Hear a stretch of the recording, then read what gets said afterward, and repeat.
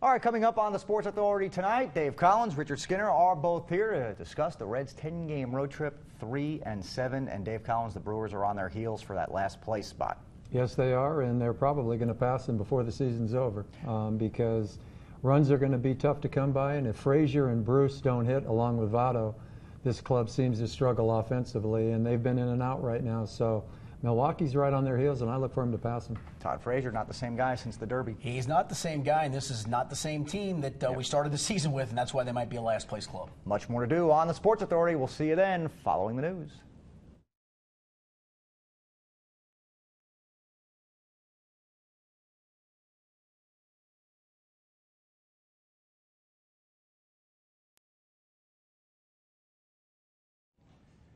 Richard Skinner from Local12.com is here. Dave Collins, the former big leaguer, player and coach, is here. I love this poll question tonight, so I'm going to start with it right off the bat. Let's go to the guy with more than 1,300 career hits in the major leagues. Should Ichiro's Japanese league hits count towards his total? Absolutely not. You're playing in another league. The pitching's different over there, and I don't think you can count the hits that he had over in Japan in a different league. Hits here in the major leagues. I mean, it's just a different league, and I don't count them. What do you say, Skin? I think it's a great question, but there's no chance those things should count. Do we count that Randy Bass? You remember Randy Bass, Collie? You might have remembered Randy Bass. He went over to Japan and probably hit 300 home runs. No one knows who Randy Bass is. No one should know who Randy Bass is other than Collie and me. And guess what? They don't count. They shouldn't count. Great question, though.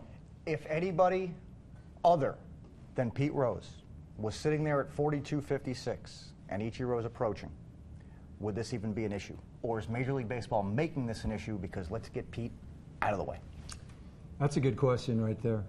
For me, I mean, I just think when you look at that, Ichiro is completely a different scenario. I mean, he does not even figure into the equation. Pete Rose, to me, you can keep him out of the Hall of Fame if you want to, but to me, how can you have a Hall of Fame if you don't have a guy that's done more than anybody else in the history of the game not being there? I mean, honestly, do you want to go back to the Negro League and start counting those? And granted, there wasn't a lot of great statistics kept from that era. Do you want to go back to the old Mexican League, not the current format of it? Do you want to go down to what guys do in winter ball? No, I mean, none of that stuff should count. Major League Baseball prides itself on the statistical measures of its game. That's the great part of the game. Yeah, Mike. And they do it more than any league. How this is even an issue is beyond me. Agreed. You can look and admire what Ichiro has done. All of us can do that, and we should. I mean, no matter what the total is and where the total came from, unless it's the backyard wiffle ball league, it's still pretty impressive what he's done. But no, it didn't occur in Major League Baseball in the United States. Again, don't discount it. I don't discount what Sadaharu did. I mean, the guy hit, what, 800 home runs or whatever. We were talking about him I don't discount any of that just in the grand scheme, but it doesn't count towards Major League totals. No, it counts. It just counts over there. Yeah, right.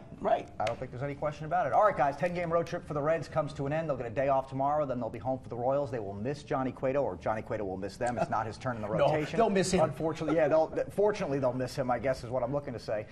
Dave Collins, 3-7 on that road trip.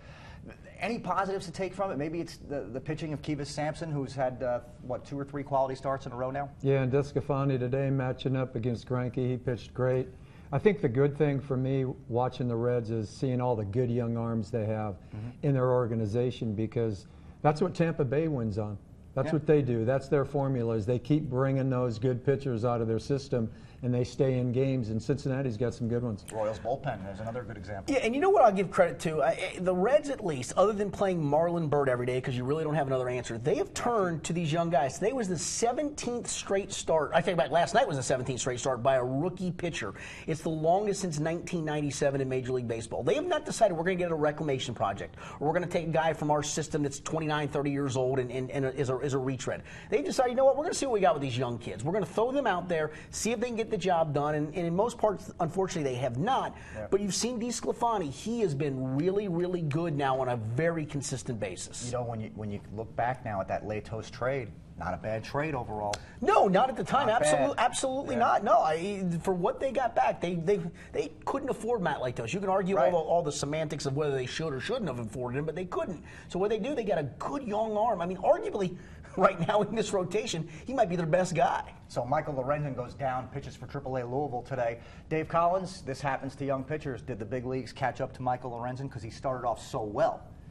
He's got good stuff, and he's got a chance to be a really good pitcher, but he just hasn't learned how to pitch yet. Right. And it's tough coming up here when you're not ready, and that's what they asked him to do. I thought he did a good job early, but he's still got to work on learning how to pitch, and it's a different league up here. Him being sent back down will probably help him. He can make the adjustments he needs to make, and hopefully he can come back before the year's over and pitch well again.